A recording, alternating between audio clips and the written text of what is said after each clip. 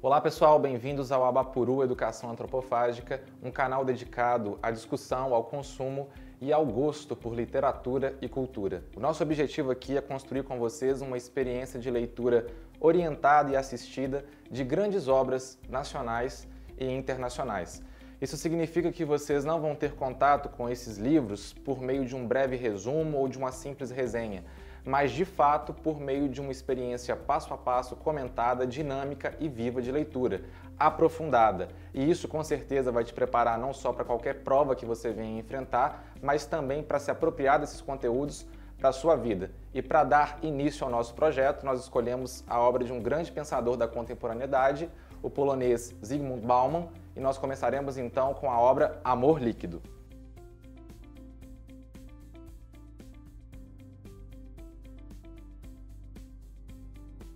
Pessoal, nosso projeto se divide então em vídeos de preparação para a leitura e vídeos de comentário de uma leitura já realizada. É importante que vocês saibam disso porque todo o nosso conteúdo vai ser organizado dessa forma.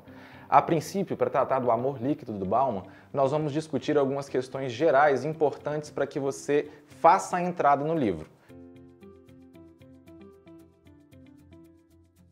Pessoal, o primeiro passo que nós vamos empreender nessa jornada de leitura da obra Amor Líquido do Bauman diz respeito às expectativas de leitura que nós vamos manter quanto ao livro. Ou seja, nós precisamos ter muita clareza em relação ao que esperar do livro em termos de conteúdo ou no que diz respeito ao quesito temático.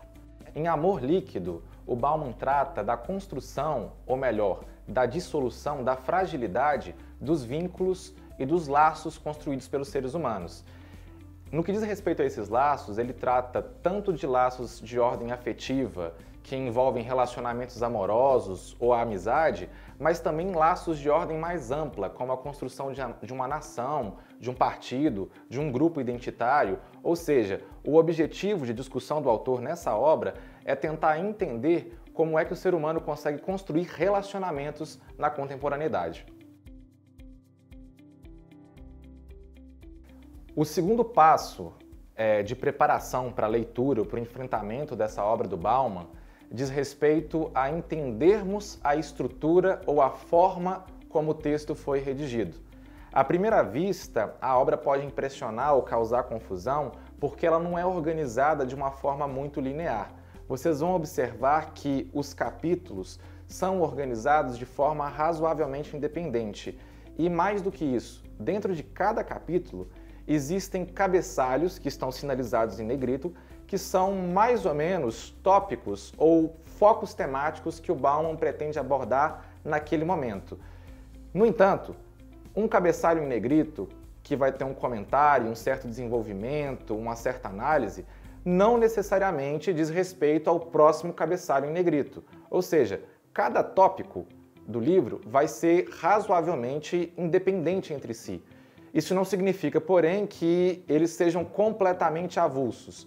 Na verdade, à medida que nós vamos realizando a leitura, nós entendemos que cada tópico ilumina o outro, ou auxilia na compreensão do outro, sem que para isso seja necessária uma leitura em ordem linear ou cronológica. Seria mais ou menos a ideia de uma enciclopédia, em que você pode iniciar a leitura em qualquer momento, em qualquer página, e à medida que você vai realizando o círculo de leitura, as coisas vão se tornando razoavelmente mais claras.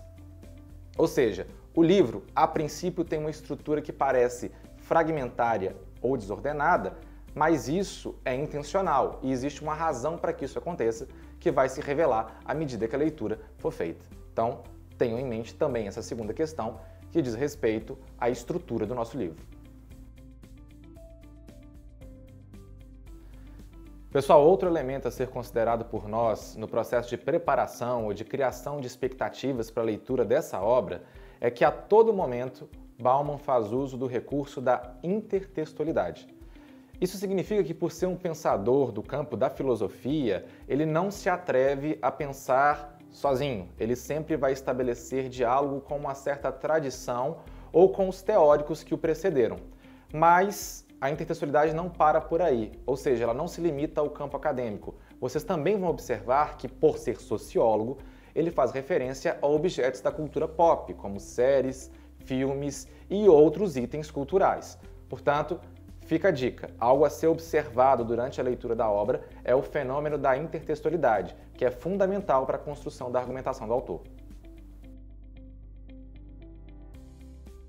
Bauman, ao contrário de outros pensadores, filósofos e sociólogos, não se expressa de uma forma cientificista ou objetiva.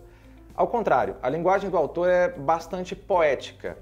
Um dos pontos a serem observados por vocês, à medida que vocês leem o livro, é que ele prefere se expressar a partir de metáforas. Aliás, uma metáfora muito importante ao livro se encontra no próprio título, a ideia de amor líquido. O que o autor pretende nos propor com a ideia de amor líquido? Na realidade, ele lança a mão de uma comparação com os estados da matéria.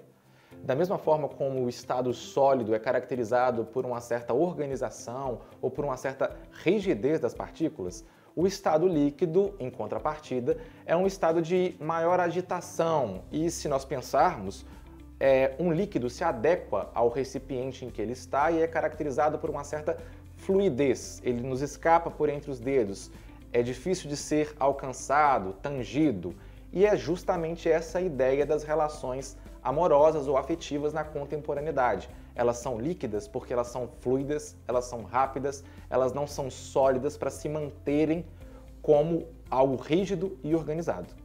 Ou seja, pessoal, se esse recurso da metáfora se encontra no título, é evidente que ele se repetirá também ao longo do livro. Portanto, estejam muito atentos a ele. Metáfora é um ponto importante.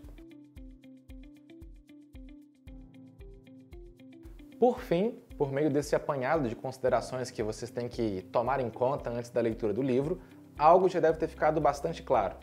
Nós não vamos prestar atenção apenas ao conteúdo em si, mas também à forma. Afinal de contas, existem vários procedimentos de construção do texto do Bauman que são muito parecidos com a própria linguagem literária. Nós não vamos prestar atenção apenas no que está sendo dito, mas também em como isso está sendo dito. Um exemplo de como essas estruturas aparecem na obra se encontra logo nas primeiras páginas do primeiro capítulo, quando Bauman faz referência ao poeta francês Baudelaire. Portanto, ele estabelece uma relação de intertextualidade com esse livro aqui.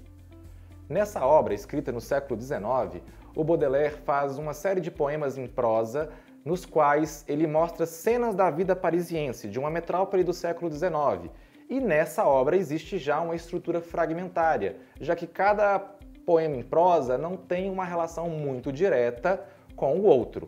O Bauman faz referência ao Baudelaire justamente para validar a estrutura do seu livro. Ou seja, ele quer dizer que, assim como Baudelaire conseguiu propor ou compor uma obra relevante e significativa com uma estrutura fragmentária, ele, Bauman, também é capaz de construir uma obra com as mesmas medidas e as mesmas questões. Aliás, a comparação com Baudelaire ou a referência ao Baudelaire não é acidental. Esse poeta é conhecido por ser um dos grandes pensadores da modernidade, lá no século XIX. O Bauman, em contrapartida, é estimado por nós como um dos grandes pensadores da pós-modernidade. Portanto, isso é uma forma do autor se comparar a um grande nome da literatura ocidental. Nós devemos ter em mente que isso é feito de maneira intencional. No que diz respeito ao aproveitamento da figura da metáfora, um exemplo se encontra logo nas primeiras páginas do livro. Quando Bauman, a princípio para se desculpar pela estrutura desordenada ou fragmentária do livro, estabelece uma comparação. Ele diz que a família dos pensamentos está repleta de anões. Ou seja, dentro do grupo dos pensamentos e das teorias ocidentais, apesar de existirem pensamentos que estão bem ordenados e bem apresentados esteticamente, eles não têm estatura, dimensão, consistência para serem considerados grandes ideias. Ou seja, o seu livro não deve ser julgado de forma negativa a partir da sua estrutura fragmentária, e sim pelo conteúdo inovador que ele propõe. Antes de mergulhar de cabeça na leitura do livro, é importante que vocês recorram a um último vídeo preparatório, dessa vez com orientações específicas para a leitura do capítulo 1.